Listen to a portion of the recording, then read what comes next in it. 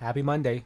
Once again, we are live and in living color here for another edition of the J Area Wrestling Show, the post show reaction to Monday Night Raw. Monday Night Raw was a little bit earlier than we're usually accustomed to seeing. I mean, they emanated from Pittsburgh, Pennsylvania, but I saw somewhere apparently that they are preparing for a double taping of Monday Night Raw. Obviously, the live edition this week, perhaps a recorded one next week. Of course, we're here. We're back on a Monday talking about Monday Night Raw. Welcome everybody to another episode of the J Area Wrestling Show, another live stream here to give you guys the opportunity to one recap and catch up with what transpired on Monday Night Raw, but also join in on the discussion as to what is going on in the world of pro wrestling, not only in regards to the WWE on Raw, SmackDown, NXT, but also what else is going on in the world of wrestling, whether it's TNA, whether it is AEW, hell, CMLL, and AAA. I mean, there's a lot to talk about. We appreciate you guys here choosing to spend your time with us here on another Monday evening talking pro wrestling. I already see some people here in the chat. Welcome to our friends Kent and Dion. Kent saying hello. What's going on, Kent? Hopefully you're doing better. Hopefully everything's doing well for you, my friend. Glad you're here, that you're able to make it for another live stream. Dion says, I caught Raw late, so give it all away, Jose. I'm about to wash up and finish watching it. You know, and that's the one thing too that I very much appreciate for people who join us here on the live stream, like our friend Dion, is that even for people who are trying to keep up with the show, and maybe they're starting it a little late, maybe they're caught off guard, and you know their schedules are all over the place and not able to keep up with the ongoing stories in pro wrestling, but they choose to spend their time here with us as a way to catch up. And I very much appreciate that. Hey, if I'm one of those people you guys can depend on in terms of catching up, I very much appreciate it. I will do the work for you guys and get you all the way caught up. Ken says he just had surgery today. Hopefully you're doing well.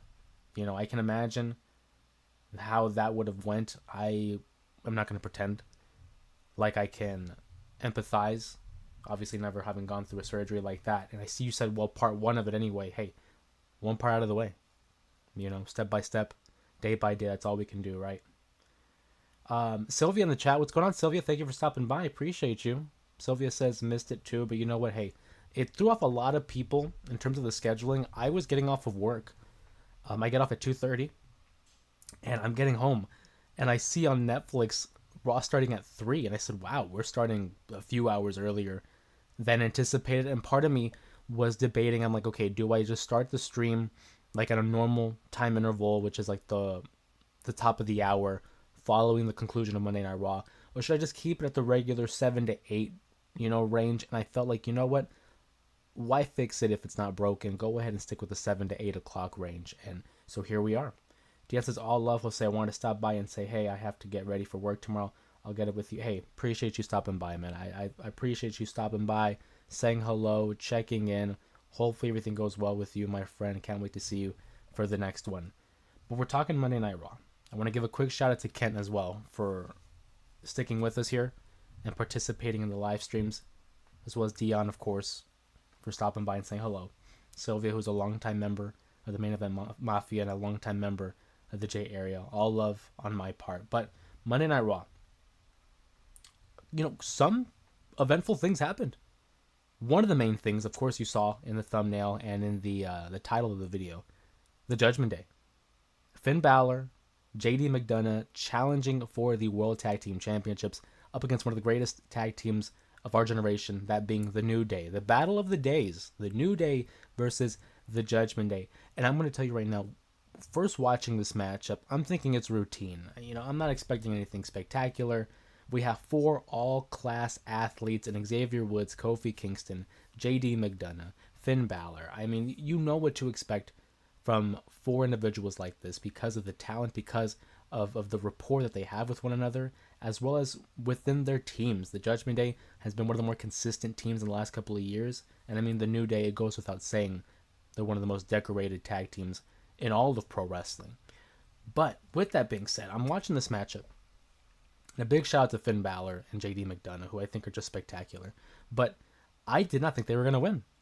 I honestly believed that some way, somehow, the Judgment Day were going to find a way to screw this up because of the inner turmoil between the group, and find a way to just lose the matchup. And I thought, okay, the New Day, they've had the title since WrestleMania, now rocking 10 weeks, maybe, if my math is mathing. I didn't think they were going to lose the championship. But that would not be the case. The Judgment Day get the win. They're now the tag team champions once again. And to put this in perspective for everybody out there, this is a big deal for the group. Because we know there's always some kind of drama. There's always some kind of inner turmoil within the Judgment Day. Will they break up? Is this finally when they break up? But now looking at it, obviously Liv Morgan is out due to that injury. She'll be gone for an extended period of time. I'm thinking by the Rumble. I'm thinking she's a heavy favorite to win the Rumble now. But because of this win, this means that Dominic is the Intercontinental Champion.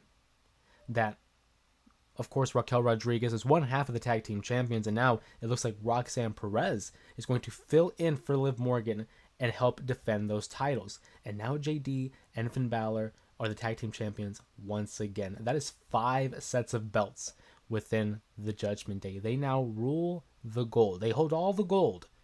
IC championship, 2 sets of tag team championships. I'm thinking the Judgment Day is going to be fine for now. I keep saying maybe it's time to break them up because, hey, there's only so much you can do with this group. But I do think this is the last stretch. I do think this is the last stretch for the Judgment Day. I think by the end of the year, either the Judgment Day will have already broken up, or it will not be the Judgment Day that we are used to. I still believe that Dom and Liv are out of the group. Maybe even Raquel. And Finn and JD stick together. Maybe Roxanne is still in there too. But I think for sure, Dom and Liv are done. By the end of the year, they are not going to be in the Judgment Day. They're going to be riding solo. Who's to even say that they're even a pairing by then? Because they might be finished as well. But that's for discussion for another time. Ken says, I think JD leaves first myself. That'll be interesting. Because I look at JD, and JD is just so much associated with Finn Balor. Obviously, that's his mentor. They go all the way back to their days of training in Ireland. You go to their days in NXT as well. Finn Balor and JD, they go well together. It's just like, I'm trying to think of an example of like that mentor. I mean, Cody and Randy, right? Something topical, something relevant. They just go really well together. I don't know if JD's the first guy. I could see JD seeing Finn Balor kind of manipulate what's going on in the group and like recognizing that, hey, this isn't right. This isn't what we stand for. With the Judgment Day, no leaders. We're a team. We're a family. But I don't know if it's a full-fledged betrayal on Finn Balor's part. I do think Finn probably betrays JD before JD leaves Finn Balor. I think our first ones to leave. Not even leave. I'm thinking Dominic and Liv are just kicked out the same way Damian and Rhea were. Damian and Rhea were kicked out of the Judgment Day because they had just gotten too big, right? Women's champion, Rhea Ripley, world champion, Damian Priest. They keep preaching no real leaders. Damian and Rhea were very much so in that position. They kicked them out. Dominic and Liv, they are not necessarily the leaders, but they are kind of exceeding, the expectations of the group, as well as kind of permeating out of the bubble of the Judgment Day. Dominic is his own guy now. He's becoming a superstar. Liv Morgan recently filmed a movie, becoming a superstar. I could see them kind of being pushed out of the group in a similar way that Rhea and Damian were. But that's not the only news regarding the Judgment Day. It's been announced. Evolution, the latest PLE, the second edition of Evolution, of course the first one emanating from 2018. It's going to be a tag team match for the tag team titles. Raquel Rodriguez, Roxanne Perez, the newest member of the Judgment Day, by the way. Welcome to the family. They'll be defending their tag team titles in a fatal 4-way matchup against 3 challenging tag teams, one coming from Raw, one coming from SmackDown, and the third coming from NXT. I love it. I love the aspect of having representation from each brand. My only issue is the WWE got rid of so many of their tag teams in the latest releases. Obviously, Shayna Baszler was released, so that kind of ruined the whole tag team between her and Zoe Stark. Obviously, Zoe Stark is injured. Then you look at like Kaden Carter and Katana Chance. They were released. You got, Jakara Jackson was released, breaking up the whole Lash Legend tag team. I look at it right now. Who could be filling in those spots for the tag team division? I would kind of like to see Natalia and Maxine Dupree. That'd be kind of interesting. I don't think they're going to win, but I would love to see some representation for Natalia, especially given her work outside of the WWE. Maybe in NXT, we see the representation from the Culling, represented by Izzy Dame and Tatum Paxley. That would be something interesting. As for the SmackDown side, it's really open ended. The tag team division right now isn't in a great spot for the women's division. I would not be surprised if we in the next couple of years see the tag team titles be abolished. I don't think they need to keep them going at this point. Focus on the mid card, focus on the world titles, and we'll be fine. That's just my opinion. So Robert says, Arriba la raza. Shout out. Kent says, I didn't like him till he competed, messed up. That's when I started seeing it. I mean, I'm a fan of his, you know? But then again, me, I try to look at the good in everything. I try not to be so negative. Not to say that you're negative, but I'm just saying. They have to stay there. There's no way either of them out of the Judgment Day can't compete as a singles. They are five. They can compete as singles. I mean, Liv already did. Liv was a singles competitor. She won the world title as a single star. And Dom is the interesting one, I will say. Because he hasn't really been by himself. He was with Ray in the early years of his career. Then he went to the Judgment Day. I mean, he still is in the Judgment Day. So maybe they won't be single stars. Maybe they'll still be linked up together. You know? I think they'll just be fine. I think Liv is a great talent. Her 2024 was among one of the best single years in the women's division in a long time. And I also think that Dominic, he'll be fine. He's going to be a future world champion. I have no doubt in my mind. Dom is 6 foot. Well, I mean, he is Eddie's son. Because there's no way Rey Mysterio is like, what, 5'4"?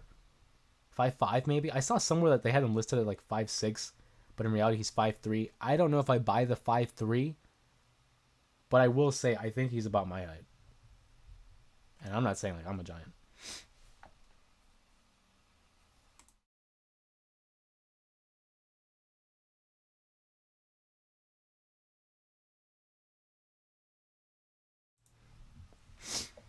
Shout out to Muhammad in the chat. Appreciate you guys stopping by here on a Monday. We're talking Judgment Day. Big night for the Judgment Day. New tag team champions for Finn Balor and JD McDonough. Roxanne is a part of the Judgment Day officially, making herself the latest member of the family, and her, along with Raquel Rodriguez, will be defending the tag team titles at Evolution in a fatal 4-way tag team match. Sticking with the Judgment Day, a former member of the Judgment Day in Rhea Ripley.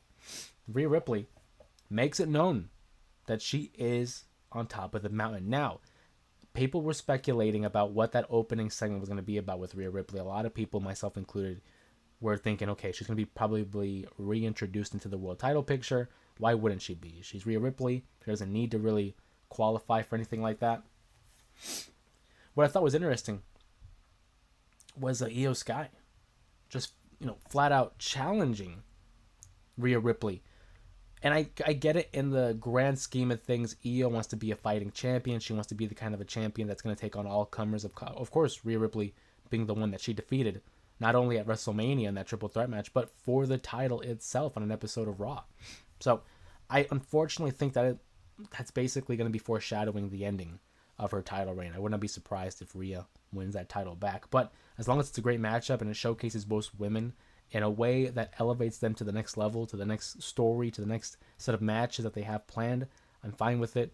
Io Sky, I think, is one of the greatest talents that the WWE has, certainly in the women's division, but just in general, I think Io is fantastic. Love Rhea Ripley. I wish we would do a lot more with Io, though, I will say, because we haven't really had her featured prominently as a world champion. After her win at WrestleMania, you could argue, what has she really done of note? And that's a shame to say. Being that she's the world champion and she's a world-class athlete, I kind of wanted a little bit more from Io Sky's title reign. And I'm already here, pronouncing it over by the time we get to Evolution. And maybe I'm wrong. Maybe she gets the victory. But I don't have a good feeling.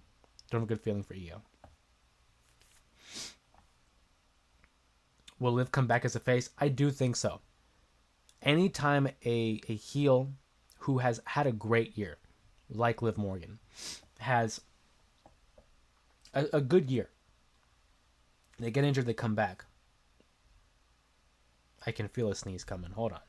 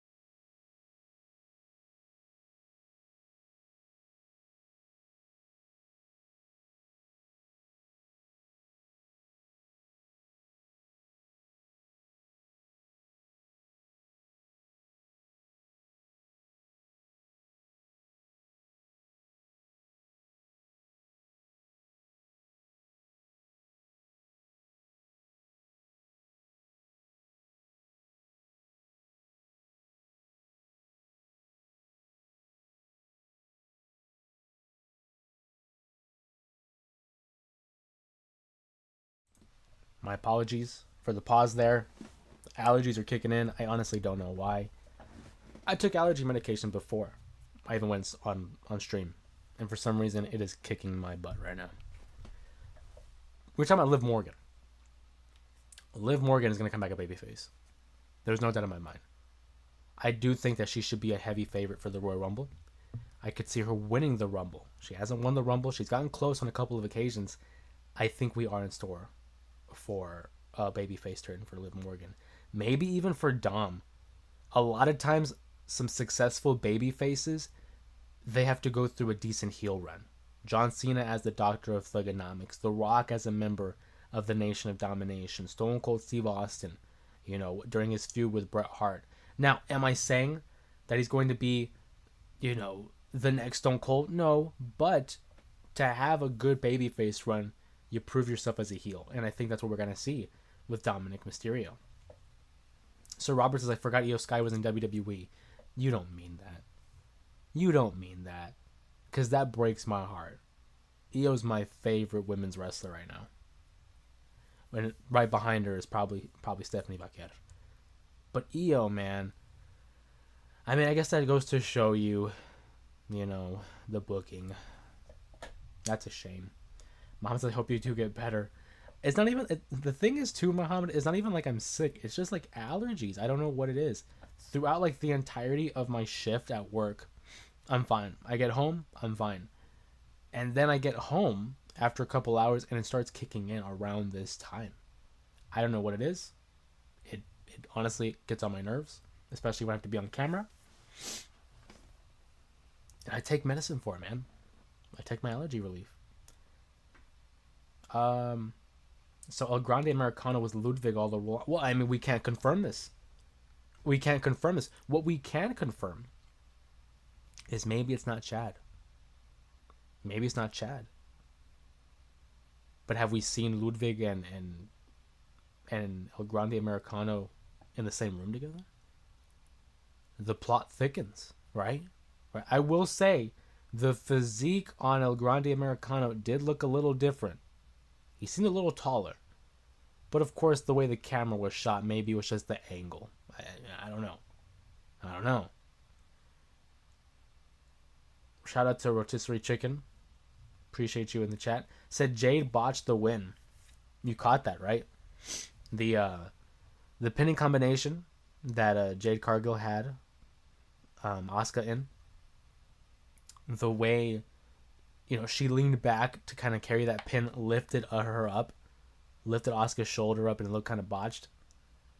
And it's like, that's crazy. Back-to-back years, the tournament final had a botched pin. This year being Jade Cargill on Asuka. Last year was Gunther pinning Randy Orton. So I'm hoping we just run it back and have these two have a matchup the way they did for Gunther and Randy. If not, you kind of would love to see a little bit of consistency there. But I'm with you. I saw it too. Sir Robert says, booking, probably the best is Bayley. I love what I'm seeing with Bayley. She hasn't edged to her again. She has a beef with Becky Lynch, has a beef with Lyra Valkyria. They had their matchup tonight, Lyra Valkyria versus Bayley, to crown the new number one contender for the Intercontinental Champion for the next time they would challenge Becky Lynch. And the winner turned out to be a draw. Both women's shoulders were down in the pinning predicament. and that led to a brawl afterwards. Lyra's not finished with Bayley and vice versa. Obviously, Becky Lynch is at home chilling, maxing, and relaxing and watching the two beat each other down, not having to worry about a new number one contender. But I think we all can see where this is going. Because it was a draw, we're just going to give them both the number one contendership, and we're probably going to see a triple threat match at Evolution: Becky versus Bayley versus Lyra for the IC title.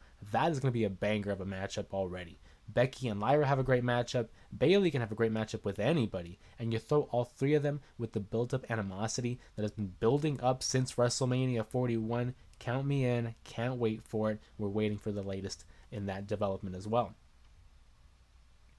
What I miss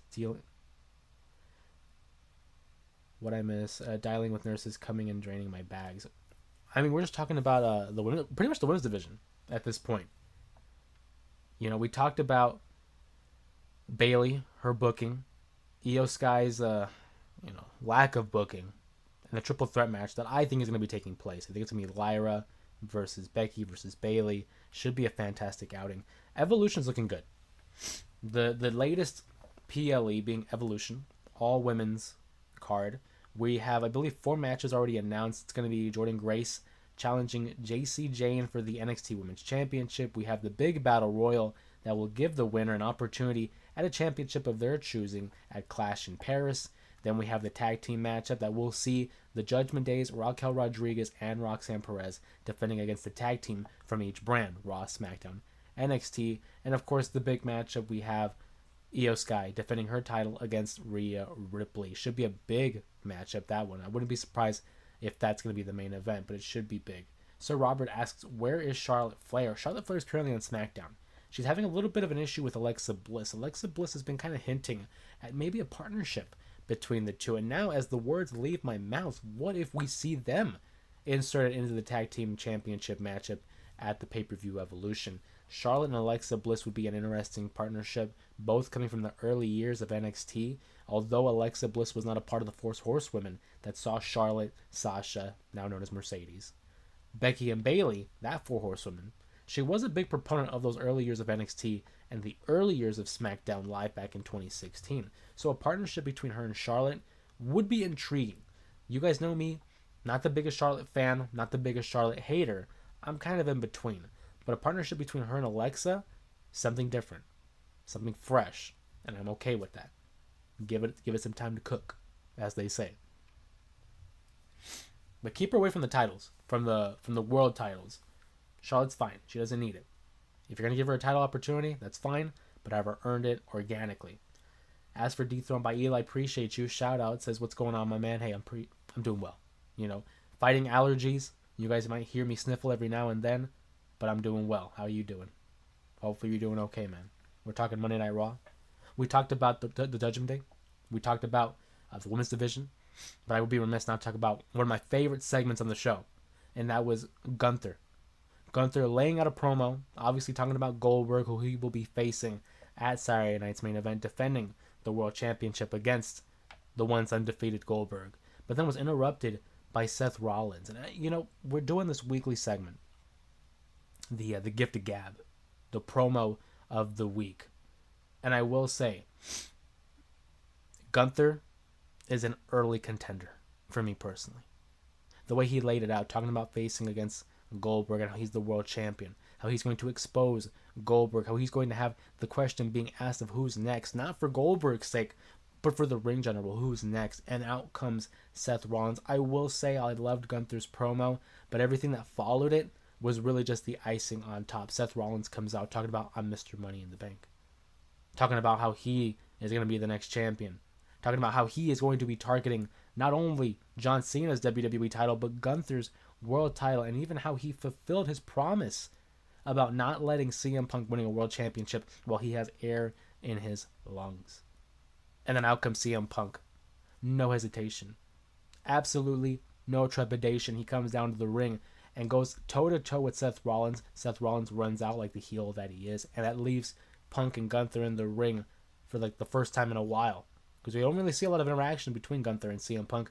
And Punk is incensed. He's focused on Seth Rollins because he's cost him yet another opportunity at the championship. So he pushes Gunther to get out of his way. And that is something I didn't think we were going to be seeing. Punk is obviously a superstar. He's obviously one of the best in the world. But to see him go toe-to-toe with Gunther like that and push the world champion, perception's reality. Perception's reality. And if you see a guy like Gunther get pushed around by CM Punk, that does not spell good for CM Punk. I don't think Gunther's going to take that. Obviously, he took it today. But you know he's going to be coming after Punk for some retribution, if you will. And then on top of that, speaking of retribution,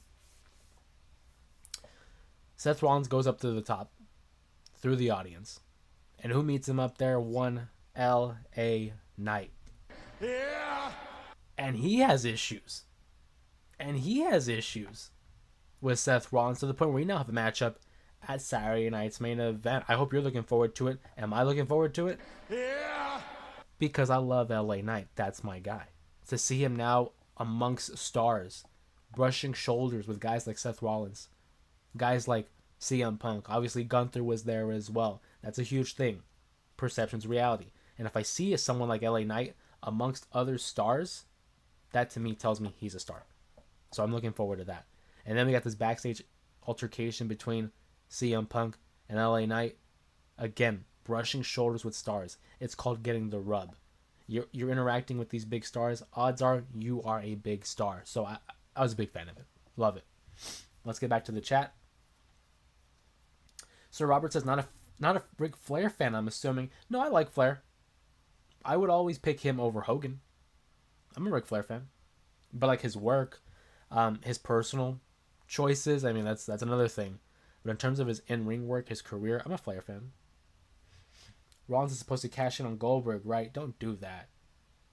Don't do that. He's not cashing in on Goldberg. Dethroned by Eli. That's wishful thinking. I really hope not. I would want him to if he's going to cash in, I think it's on Cody.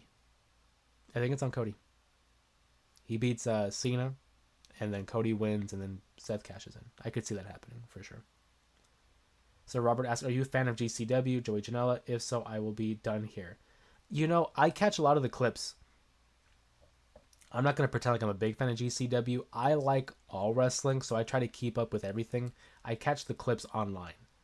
You know, Joey Janela, the last actual match I saw of his was in AEW. I don't really watch GCW aside from the clips. I would like to, just because I think it's important to watch a little bit of everything. But again, I don't watch a bunch of it. It's like MLW. I try to watch MLW, but I catch the clips.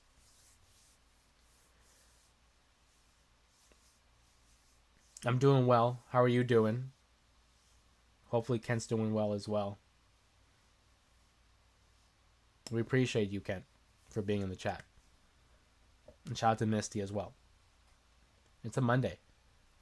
Happy Monday. It's a Monday following Raw. The beginning of another week. Trying to get more consistent with the live streams. We've been doing them on Monday and Saturdays. Thursdays I want to get back to, but of course you guys already know the work schedule. Trying to balance it out between obviously the day job and between this. But I mean, hey, how can I not show up? How can I not come back on YouTube on another live stream with you guys? You guys make it worthwhile. You guys make it fun to come back. Especially now with the updated set. Nick Gage, GCW death matches are insane. Nick Gage is crazy, first of all. One of the first times I heard of Nick Gage was obviously the death match against like Cardona. But then going back and watching like Vice's Dark Side of the Ring. And then the matchup, I think it was against Jericho if I'm not mistaken, on AEW, the infamous pizza cutter commercial. Shout out in the chat if you guys remember that. The Pizza Gate. Well, not that, wait, not that Pizza Gate. Wait a minute. I'm talking about the pizza cutter commercial. Hold on. But yeah, Nick Gage I'm familiar with.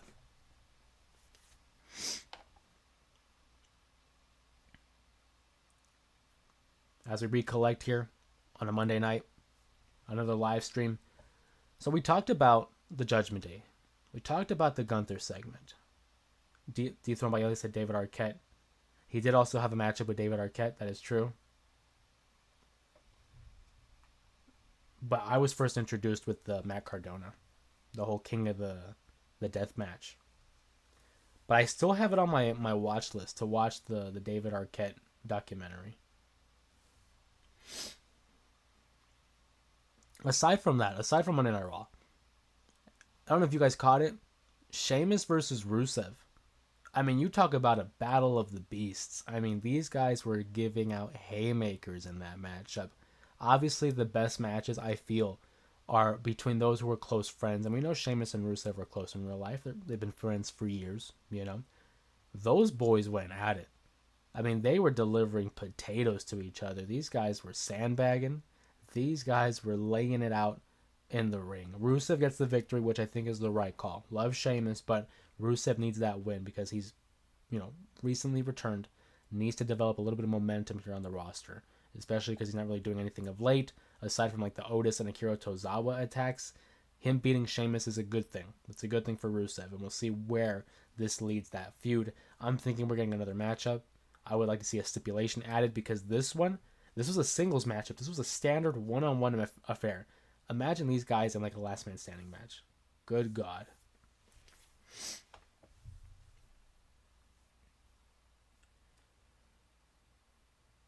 A lot transpired, and then of course the main event. How can I not talk about the main event? There was a very heavy episode of Monday Night Raw, but the main event being Braun Breaker and Bronson Reed versus the makeshift team of one Sami Zayn and Penta. I mean, the stuff they're doing with Penta. We talk about being able to brush up shoulders, getting that rub off of the main stars. And that's what they're doing with Penta. I would love to see with Rey Fenix. I almost struggled there to say Phoenix for Phoenix. But what they're doing with Penta is fantastic. I love what I'm seeing there. Obviously, Braun and Bronson get the victory, the right call. Sammy and Penta are going to be fine. You got to reestablish the heat for the heels. Plus, on top of that, they kind of telegraphed the outcome when they had Sami Zayn get attacked by Karrion Kross. You're softening him up for the matchup and therefore giving reason to believe that, hey, maybe they're not going to get the win. And they didn't, and that's fine. But Karrion versus Sammy, I like it. I like it. Sheamus versus Rusev looked like a fight. It did. I mean, they were delivering haymakers, man. I loved it. It was great. You know what match I ain't seen in using a while is the West Texas Cowboy matchup. Oh, we're going back. That's a throwback right there. That's a throwback. You know what? If anyone's going to do it, I feel like it's AEW with those kind of matchups because they really bring back old stipulations. The WWE doesn't do those type of matches. They're very much in their own bubble, And who knows? I mean, All In, Texas. Who knows? I know one cowboy that's going to be fighting for the championship at All In. Big week ahead, though. Between the weekend of July 11th to the 14th, I mean, we got some stuff to talk about. Obviously, SmackDown will be on Friday. Saturday night's main event, All In, Evolution, and then, obviously, Monday Night Raw. And then, on top of that, later in the month, we have Slammiversary. I want to start incorporating more of AEW and TNA here. Because we have a large portion of the audience here who are predominantly into the WWE, and I love that. Love that because I grew up on WWE. I'm a WWE fan first, I will say. But it would be nice to incorporate other fans as well, whether they're just TNA fans or AEW fans, or maybe people who know a little bit of everything and can lend their opinions and expertise in these different promotions. And I'm all for it. So we have All In coming up and TNA Slammiversary. I'm looking forward to it. Now thinking about it, I have not seen a TNA pay-per-view live. I haven't bought a TNA pay-per-view. I will say, a lot of the stuff I'll catch on replay, So that'll be exciting. That'll probably be my first TNA pay-per-view that I'll buy. John Cena in the chat says, Judgment Day wins the tag titles for like the 100th time, it seems. I don't think it is the 100th time. I think it's maybe the 3rd or 4th time, but it does feel like it is because they're constantly involved. They're constantly involved in the title picture. So you're not wrong in that perspective. AEW looks like it's trampling stunts. It is a lot of acrobatics. I will give you that. I will forfeit that. It's a lot of acrobatics. But sometimes I'm into that. I like to be a little bit of, you know, open minded. There's a saying that a man or woman of many tastes will never starve. So sometimes I like watching the WWE. I'll watch AEW. I'll watch a little bit of a TNA, Ring of Honor. I'll watch New Japan Pro Wrestling, as Kent inferred here on the chat. About New Japan, I watch it more so on the replay because obviously over here it's like 4 in the morning when the events take place, so I catch the replays or like the highlights. But again, I try to keep up to date. Obviously, congrats to Zack Sabre Jr., who just regained the world title in New Japan, the IWGP World Championship. So we probably will see him at Forbidden Door, involved in some capacity with the IWGP World Championship. But yes, of course, Kent, we try to make sure that we incorporate as much as we can. There's a lot of pro wrestling, guys. There's a lot of it, man. And that's why we count on each other here in the J area. We hold each other accountable, and we hold each other updated with the information around the world of wrestling. But awesome. Love it.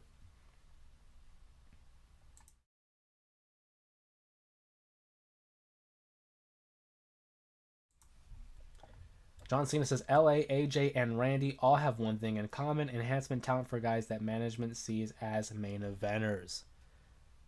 Because Randy, he doesn't need anything else. He's a set guy. He's a main eventer. He's a Hall of Famer. So I can see him being used to push over talent. Guys like LA and AJ, they shouldn't. They shouldn't. Those guys are still at the peak of their powers. Not to say that Randy's not. But certainly for a guy like LA Knight, yeah, who is still trying to reach the top of the mountain and win a championship, a world championship. Him feuding with Seth Rollins, I think, is a step in the right direction, but I want to see a little bit more for LA. As for AJ, we're towards the end of his career. I would like to see one more title run. One more world title run. Had a good run in 2016 and 2017, and 2018 as well.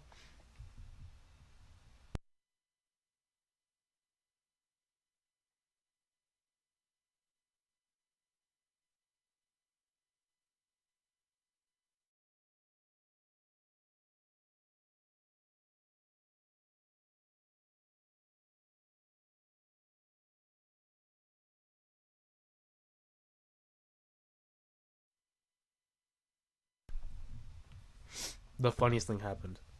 Right.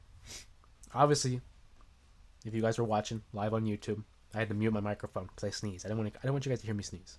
It's the last thing I want you guys to hear. So I sneeze.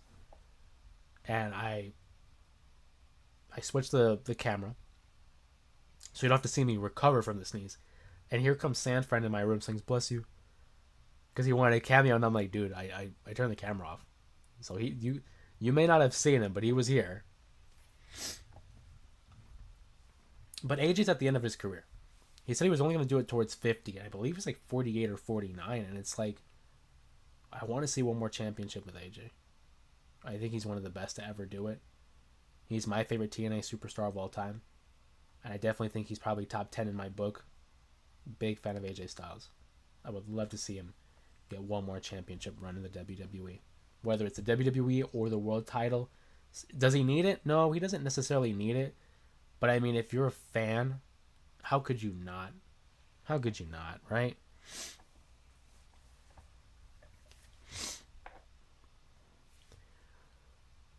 I'm going to give a quick shout out here to a lot of the members of the J area here that are just joining us. In the month of June, we have seen such an increase in support. You guys can see over my shoulder here the 3K. We recently hit 3,000 subs at the beginning of June. We are now knocking on the door, knocking on the APA door of 4,000. We have had an increase of support, an increase of members here of the J area. I appreciate you guys. And if you're one of those newer subscribers to the channel and that are watching this right now, first off, I want to say welcome. Thank you for choosing to spend your time here with us, to talk pro wrestling, to talk shop, and just hang out. And if you're one of the longtime members, the longtime viewers, people like obviously San Fran, Sylvia, obviously Mama Ramos, Gabs, Kevin, I mean, we have a lot of people here, and there's more that I haven't named, but we're talking about the people that have been here for like well into a year. You know, I want to send my love towards you guys and appreciate you for helping us mold this into what it has become. We are knocking on the door of 4,000, and the goal, of course, is to hit 5,000 by the end of the year. That's looking real possible. Ken says, I went back and watched some old TNA shows. Couldn't believe how many of the main roster guys wrestled over there. It became like a feeder, you know, almost like a feeder for the top stars now to have them work in TNA, hone their craft. And what I love is because it was like TNA and WWE in the 2000s were the two mains, and Ring of Honor was like that supplement that was feeding into the two. So you saw guys like CM Punk go to the WWE. Then you had guys like Samoa Joe go to TNA. And then somewhere along the lines, obviously because of Impact and the whole Dixie Carter and Anthem transition, they were now jumping over to the WWE. So it is amazing to think. Also, shout out to 2K. Shout out to 2K for including Abyss in the latest DLC. I was using it the other day, and Abyss, man, in a word, badass. It was great. Even had to download one of the created arenas, the TNA arena. Dude, cool. Shout out to San Fran. Says, I'm here. Is Bradshaw answering the door? You better believe it. Saw Kurt Angle versus Undertaker at No Way Out. Oh, dude. I was encouraging him to watch that. Angle versus Taker, No Way Out 2006, in the lead up to WrestleMania 22. It's one of the best matches I think either of those men had. Ken says CM Punk was in TNA before. You're right.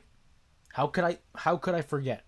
That slipped my mind. It was in like 2003 and 2004. CM Punk was in Total Nonstop Action, associated with the likes of Raven, no less. Had a great feud in Ring of Honor, and of course in TNA. I believe Mickie James was also in there as well. I think she went by Alexis at that point. But of course, great shout out. CM Punk, in fact, was in TNA for a little bit there.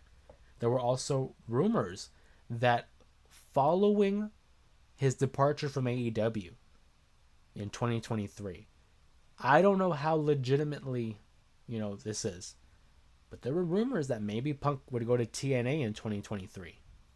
Don't know if that's true or not, but how crazy would that have been in an alternate universe? John Cena says, there seems to be seeds of Cena turning face in the Punk match. Again, another set of seeds being planted. We saw it at the end of the Backlash matchup where he was leaving the matchup and leaving the ring, rather. And the crowd is chanting for him, and you can kind of see the body language of Cena like, wow, they're still cheering. And we see him with CM Punk. And he gets the handshake, he gets the hug. And then obviously he does the 1,000-mile face that leads to the betrayal. But we keep seeing little hints of the old John Cena, and I think we're going to see that probably in August and September. I think we're going to see a full-fledged babyface turn to end the run. But good catch there. Sir Robert, Abyss is now a producer. Yes, correct. Abyss is a WWE producer. He has been with the company since, I believe, 2020. I know because in 2021, he was on screen as one of the statisticians for AJ Styles during his Intercontinental Championship run. But yes, Abyss is a WWE producer. And how crazy is that? To know, like, so much members of the TNA roster in the WWE now. Because you have guys like Abyss. Obviously, Robert Roode. Then you have the Motor City Machine Guns, who are still on TV. Nick Aldis, who was better known as Magnus back in the day, is the general manager. And of course, there are so many other names that I'm not naming right now, but it's like, it's cool to see the alumni of TNA in the WWE now. It really shows how far they've come. Not only TNA as a promotion, but the WWE in terms of welcoming other talent and acknowledging it too. That's my favorite thing. In the year 2024 and 2025, my favorite thing about pro wrestling right now is their ability to acknowledge other promotions and how they're not afraid to talk about them. Sanford says, when I think of old Cena, I think 06 to 09. I mean, there's different versions for everybody, right? I was more partial to like 05, 07. That 05 to 07 Cena, that's my favorite Cena. My favorite Cena. Maybe incorporate 04, so maybe 04 to 07. That's my favorite scene. Kent Freeman, LA Knight, was in TNA. I don't know why I read your full name, Kent, like I don't already talk about you, but Kent says LA Knight was in TNA. Again, correct. Was formerly known as Eli Drake. He was a former world champion out in TNA. This was during the time where TNA was in the transition period of TNA, Impact, Global Force Wrestling. Eli Drake was a world champion over there. Around that time, too, I believe Tongaloa was even there. Drew Galloway, better known as Drew McIntyre. There's a lot of crossover between TNA and WWE. Of course there would be. There was no AEW at the time, so the two major North American promotions was TNA and the WWE. But again, good call out there by Kent. Sir Robert, and he was in NWA. He was in NWA. He's a journeyman. One of my favorite LA Knight promos of all time is the Shoes of a Champion. If you guys don't know about the Shoes of a Champion, do yourself a favor. Type in the YouTube machine after the live stream, of course. We don't want to see you miss out on any of the conversation here. But following the stream, type in LA Knight Shoes of a Champion. It'll probably take you to NWA Power, where he was delivering, I think, one of his better promos of all time. Most memorable, too. It's fantastic. He talks about, see the clothes, the shoes of a champion. This jacket, shoes of a champion. Oh, it's great. It's great. I want to see LA Knight win the world title, man. For all the flack that he gets, because people are saying, like, oh, he's just ripping off The Rock and Austin. It's like all the great things in wrestling have been ripped off one way or another. Everybody is taking from somebody, and they're kind of just twisting it to their own style. So it's like, come on. And that's why I think a lot of people appeal to LA Knight, because he is a throwback, because he does remind us of like the Attitude Era. Today he looked good. In terms of the presentation, LA Knight looked like a star. If you were to watch this show as a casual viewer, it's just, you look at the way he was presented along with the names. As a casual viewer, you know who CM Punk is.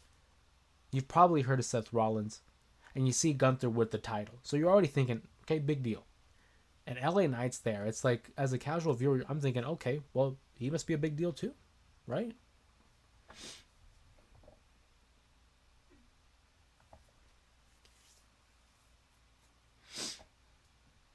You know what's so cool, man? This site.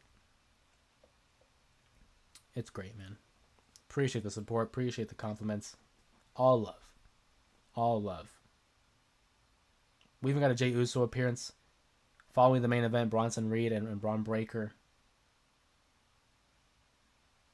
We got Jey Uso coming out to make the save.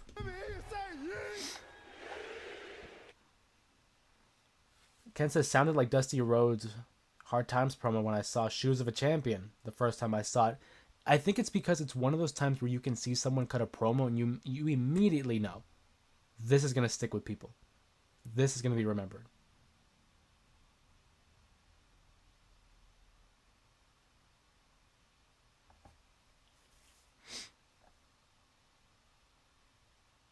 Awesome. Everywhere it's toxic about wrestling. Shout out to Sir Robert. Because that was, I probably have said it a bunch of times, but I won't get tired of saying it.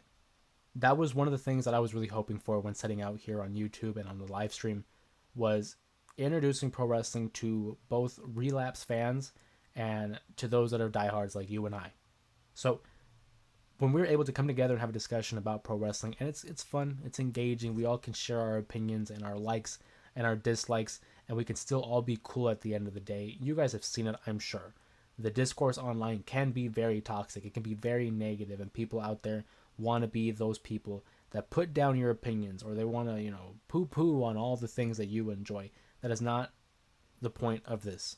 We want to welcome people all across the globe, of all backgrounds, of all nationalities, of all orientations, of all fandoms. If you're a WWE fan, if you're a TNA fan, AEW fan, New Japan Wrestling fan, Ring of Honor, GCW, MLW, NWA, If you used to watch it and you're watching the AWA, WCCW, I don't care. I don't care. But if you want to come and talk pro wrestling, you want to hang out and just talk shop, that's what this was for. Ken says JCW. Anything. Anything with the W in it. That's what this was established for. And to see again, just the mountains that we've moved in the last year. I was at work today doing my thing. I'm closing up. And it dawned on me the progress that we have made in a year. And it just makes me so proud, man, to be a part of this community, to be a part of this community, this friendship, really, because I look at you guys as friends, people I can come to and talk about pro wrestling with. Because prior to the channel, the only person I really talked about my passion for the business was San Fran, my brother. I mean, yeah, I could have conversations with other family members, but he was the one that got it. We could have these inside jokes. We can have these inside comments. If I talked about, The Undertaker in 1998, he would immediately know some of the things that I was talking about or the things that I was thinking about. And it got to the point where I'm like, I love having those conversations with him. But why not open it up further and include other people? Because if I'm the kind of person who I can only talk to one person about it, odds are there are other people around the world who are just like that, and they only have one person or they don't have anybody they can talk to about it. And this was hopefully that opportunity to allow them to open up and talk about it here. So first of all, I want to give a shout out again, another shout out to San Fran for allowing me to share that with him, but also shout out to everybody here in the chat today. San Fran says, I opened up Twitter and bro El Grande Americano. Dude, I don't know anymore. Everyone thought it was Chad.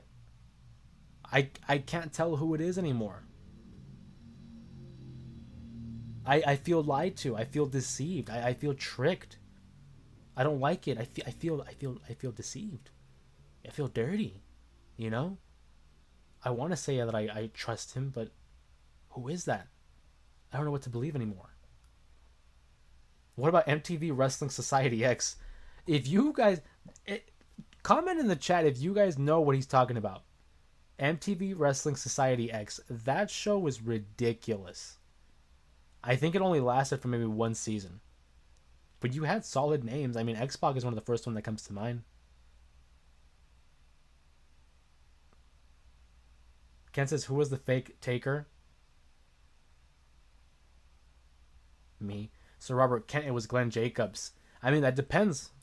That depends which fake taker. Because if we're talking 1994, Tyler Black was on it, that's correct. If we're talking 1994, where it was SummerSlam, Undertaker versus Undertaker, that was Brian Lee. Brian Lee was the Underfaker, obviously facing off against Mark Calloway. There was a time there where Glenn Jacobs might have portrayed the Undertaker as well. But if you're talking about 94, that was Brian Lee.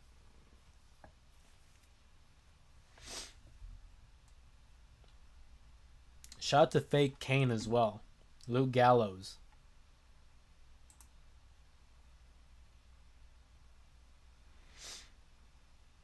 Ken says, okay, that's what I was talking. Yeah.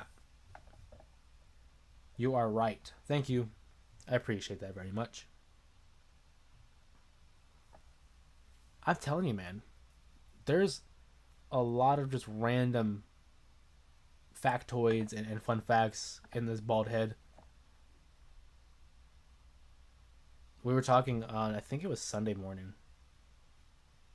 Mama Ramos asked me. There was like a video, a TikTok or something that they were watching about, like, it might have been Who Wants to Be a Millionaire or some kind of game show. And they had asked, who was the first WWE champion to win the title and be younger than WrestleMania? So who was the guy that won the WWE title and was the first individual to do so, even though they were younger than WrestleMania 1? And immediately I told her, it's Seth Rollins. It's Seth Rollins, because I remember that he was like 29, 28, about to be 29, when he won the WWE title at WrestleMania 31. So obviously 31 more than 29. He would be the youngest at that time. Sure enough, we pushed play. We finished the video. Who was the name? It was Seth Rollins. Now, how did I retain that information? I don't know. It's just sometimes it sticks with you. They say if you don't use it, you lose it. And as long as I can, I'm trying to use my memory for a lot of pointless things. There was a time in the early infancy of the channel, we were talking basketball, NBA, and on a video, I named every NBA champion from beginning to end. I don't know if I can do that still. I can do it probably from like the 70s and on, because once you get to like the 50s and 60s, it gets a little shaky. And you know the Celtics had won like what 11 rings in 13 years. But again, I try to retain all that information because you never know. You never know. What if someone, God forbid, someone's life is on the line and they said, "Jose, you got to name, all 59 Super Bowl winners." I'm just saying. Sometimes you got to be prepared. But I appreciate it.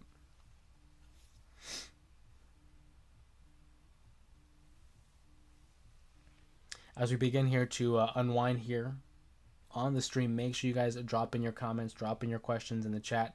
We'll get to them as they come in, as we try to. A lot of times they've been pointing out on the stream that there are other people who go live and they may not address every comment or question. I try to. I try to address as many as I can. And so as long as you guys keep feeding them in, I'll keep getting to them. Kent says, is anyone ever going to break San Martino's title length? I don't think so. Dude, I mean, that's near 8 years. That's difficult.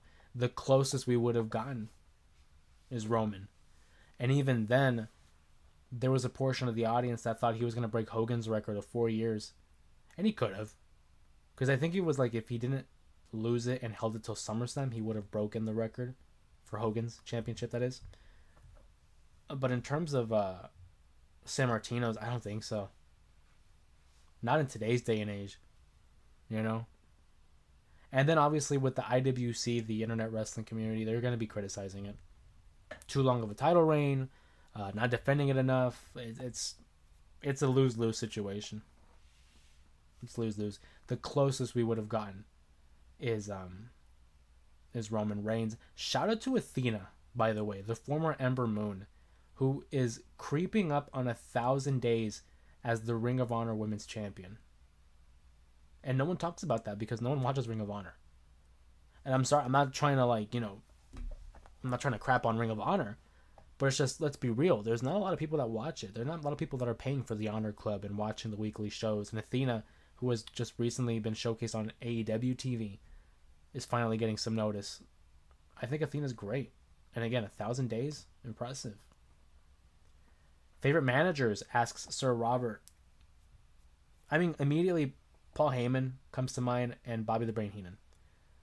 To me, depending on the day, I can say they're the greatest of all time. Bobby the Brain Heenan and Paul Heyman. Those are two universally praised names, and I feel like they're the go-tos, right? So if I had to go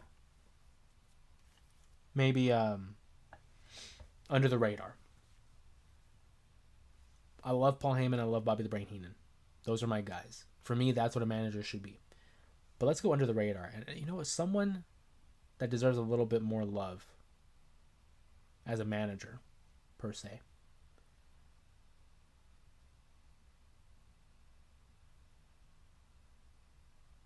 Sherry Martel. Sensational Sherry, Queen Sherry, Scary Sherry. She was not afraid to get her hands dirty in the ring. She was associated with acts like Shawn Michaels, the Macho King, Randy Savage, Harlem Heat. Sensational Sherry, I definitely think, is one of the best managers of all time. I got nothing but love for Miss Elizabeth. But I like Sensational Sherry. I think she was great. So, as a honorable mention, as like a guilty pleasure type of a fan, love Sherry. Bobby and Paul Heyman are great. I do think because of recency bias, because I grew up exposed to the people that Paul Heyman managed, I lean towards Paul Heyman, and I think he's just a great speaker. He's a great mind for the business. But in terms of just on camera charisma and this the entertainment value, Bobby the Brain Heenan, dude, one of the greatest ever. I grew up not the most athletic kid, so I knew there was gonna be limitations for me, and I was like never going to pursue wrestling. I was a big fan, of course, but I was always like, man, if I could be someone like the likes of Bobby the Brain Heenan and Paul Heyman, I mean, dude, that's pretty sick. Ken says Slick and Jimmy Hart don't get love neither. Does Percy Pringle? I mean, as maybe as Paul Bearer, but Percy Pringle outside of Paul Bearer doesn't get enough praise either. People just associate him with Kane and The Undertaker. Fun fact, but we knew Percy Pringle, one of the last guys he managed was LA Knight, back in the day when he was Sean Ricker. Um, Slick, obviously, is a great one. I thought about Jimmy Hart. Entertaining. He had the megaphone. Obviously, Honky Tonk Man, the Hart Foundation, had his time with Hulk Hogan as well. Send him his flowers too. Jimmy Hart's very entertaining. I like Jimmy Hart. The mouth of the South. But I gotta go with Bobby the Brain.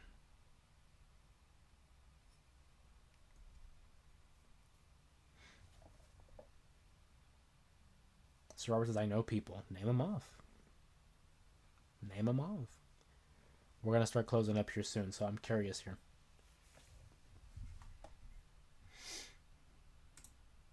And typical, right? It would be, my allergies are starting to go away. Jim Cornette's a good one. Jim Cornette's a good one.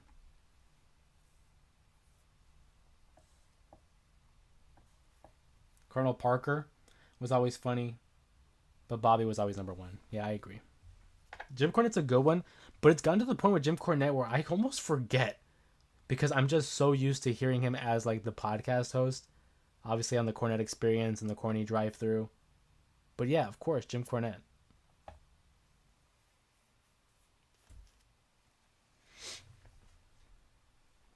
There's plenty. There are plenty. If you really sat down and thought about it, there are plenty of names that would come up. But again, Bobby the Brain and Paul Heyman.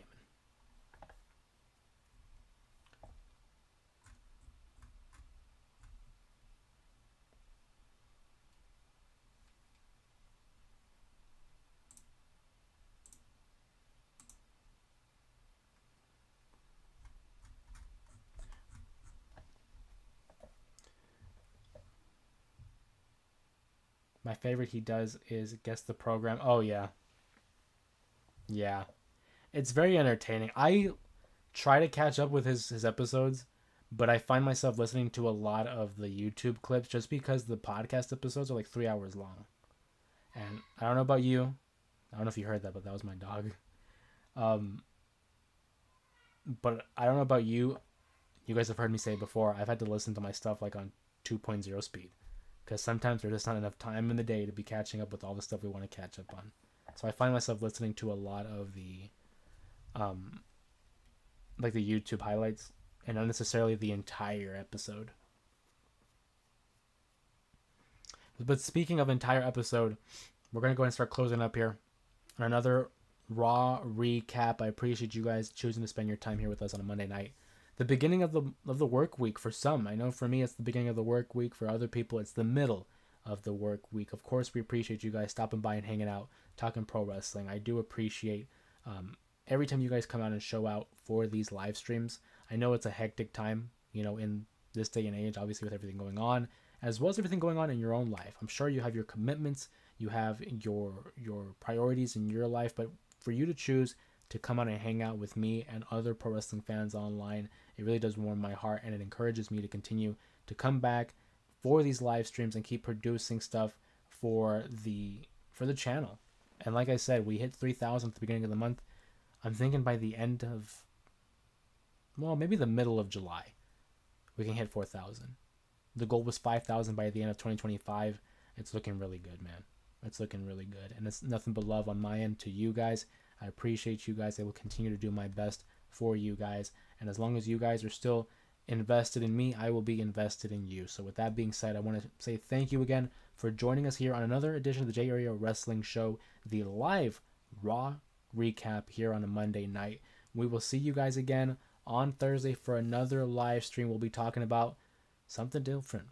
Something different. We'll see what happens there. But if you guys will indulge me, join me on Thursday and then on Saturday for another set of live streams here on the J Area Wrestling Show here on YouTube. With that being said, my name is Jose Ramos Jr. Shout out to everybody here in the chat. We're going to see here. Kent, I'll be here as long as I see your live. Beginning of the surgeries for me. Good luck to Kent. Appreciate you, buddy, for being here. Of course, thank you very much for choosing to be here with us, Kent. Good luck. Hope to see you on Thursday. Peace and love to Sir Robert. Says I love hanging. I love hanging too, man. I love it. All love on my part, guys. Can't wait to see you guys for next stream. Everyone have a great night. Be safe. Be careful. Much love and appreciation. Have a great night, everybody. We'll see you then.